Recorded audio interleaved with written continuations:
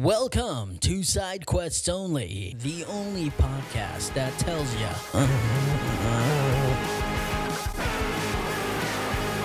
What's a movie or show you've rewatched too many times? Forrest Gump. That was quick. I don't understand why. Every single year, at least twice a year, I've watched Forrest Gump. Like you go out of your way to watch it? Or like I'm bored, or I'm at a hotel for example, my honeymoon. Forrest Gump came on TV. There's nothing on Netflix. There's nothing on Hulu. Do you order it from one of the naughty channels? No. And then the year after that, anniversary, Forrest Gump. Year after that, anniversary, Forrest Gump. Always Forrest Gump. I can quote that movie back to front. It's actually stupid how much I've watched this movie. I'm not a smart man, but I know what love is. I know what love is. I love you, David. My son's name is Chet. Mine is Hot Fuzz. Really? Yeah. It's like the two cops, the guys who were from like Shaun of the Dead. Yeah, I think this was senior year. So we would go over to his house, play video games all night. Then we would all be like falling asleep in the living room. And then Hot Fuzz comes on. And we were all like, we're tired. We don't want to play video games anymore. We want to wind down, fall asleep. And so we're flipping through the pay-per-view on his cable box, and we found Hot Fuzz. And we're like, oh, shit, it's the guys from Shaun of the Dead. Right. Let's watch it. And so the next night, we're winding down. We're like, let's watch Hot Fuzz again. And then you accidentally ordered like the Skinemax version.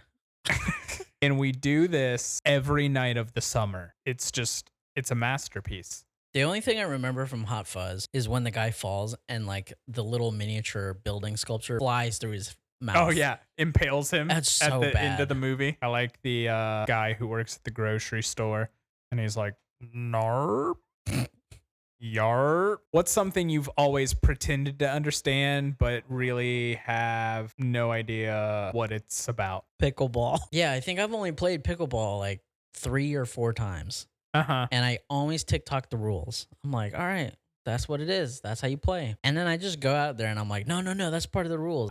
I win, but I don't understand it. Statistics. Oh, I know I don't get it. Yeah. I mean, especially like there was a period of years working as a data analyst. I felt like for the entire time that I was a data analyst that I was just fudging the numbers and making stuff up.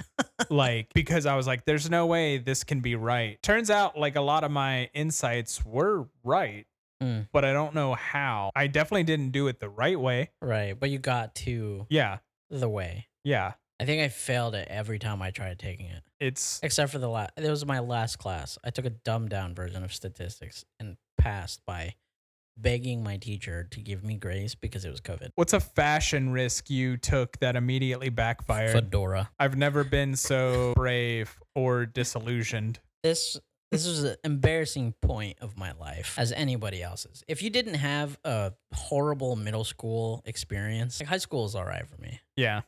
If you didn't have a horrible middle school experience, you're actually a freak. And you probably work at like a Dollar General right now. I tried wearing a fedora one time at school. I wore it in front of friends that didn't go to my school. And they were like, that's a pretty cool hat. And I was like, nice. So I'm going to go wear it at school. And everybody's going to be like, because I just sample tested an audience right here. Yeah. But you know what? No. I wore it at school. And everybody's like, look at your fucking stupid face right now. You look so stupid and dumb. Who the fuck are you trying to be, a black Jason Mraz?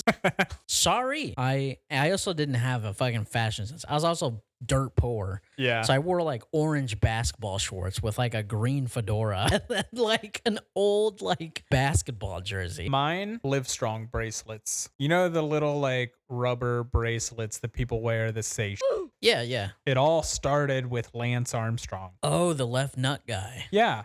He started a brand called Livestrong. Yeah. They probably weren't the first of these kind. Yeah. But they were what started everybody else like making it started the trend. Yeah. And so it was like these yellow with embossed Livestrong.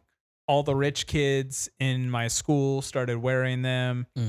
You couldn't, they didn't sell them in stores. You had to like order them online. Right. They were like $15-$20 for a bracelet. We were poor. My mom wouldn't buy me one. I was on the hunt for one of these bracelets forever. and I found some knockoffs at like a dollar store one time. They were clearly not the same kind of rubber. They didn't feel the same. Yeah. They were a little too shiny.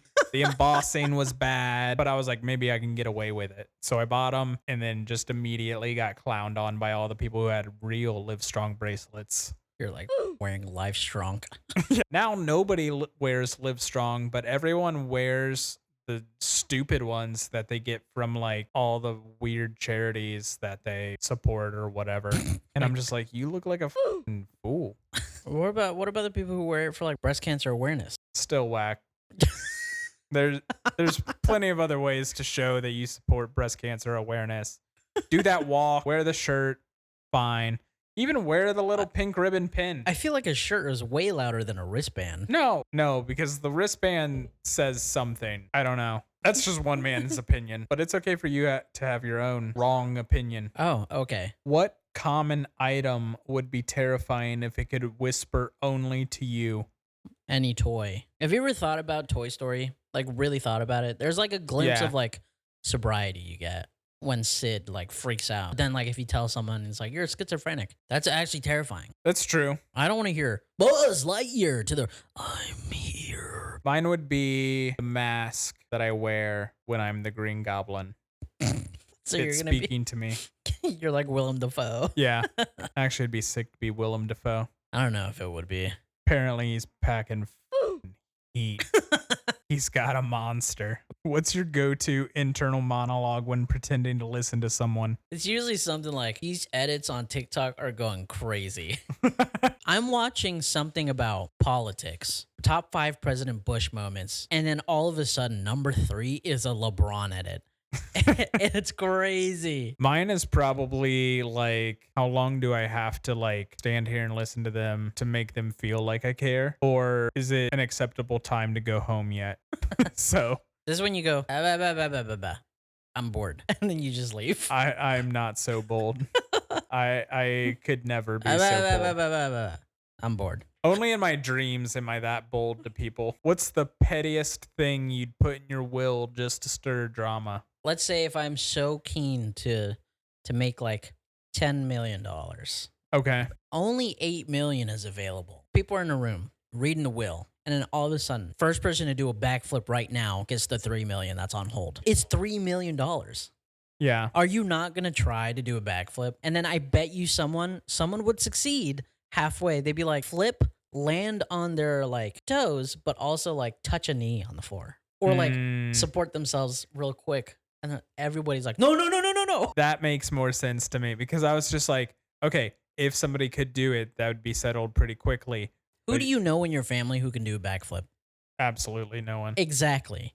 So if you put in your will $3 million, $5 million, $5,000 immediately in your bank account, direct deposit right now, do a backflip. The estate planner is going to look at you, determine. Or if you want to be more petty, it's by a vote. If you actually landed the backflip. I thought you were just going to say by a vote, like people have to vote for who they think should get the money. Oh, no. They vote on whether or not you actually successfully did the backflip. I would give it to my wife, say that it can only be used, like it's being held in a trust and can only be used to purchase Pokemon cards. That would drive her up a goddamn wall. If you were a ghost, how petty would your hauntings be? If I was a ghost, this is what I would do. I would go to every NFL stadium, NBA stadium during a game, big games especially.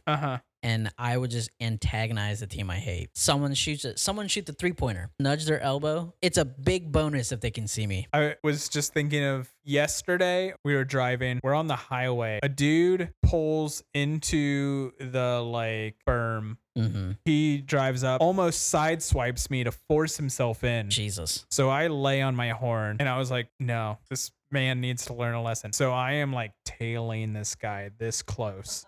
I'm revving my engine. I divert from our course just to follow him. And I was like, I want his day to be ruined for the choices that he made. Yeah, that's probably what I would do if I haunted people. Just like chase after people who would suck at driving. Yeah, or go find all the people who ever cut me off in traffic and just make their life terrible. Go yarp the like button. That's all I got. Go follow us on TikTok, Spotify, wherever else. And we'll see you again next time.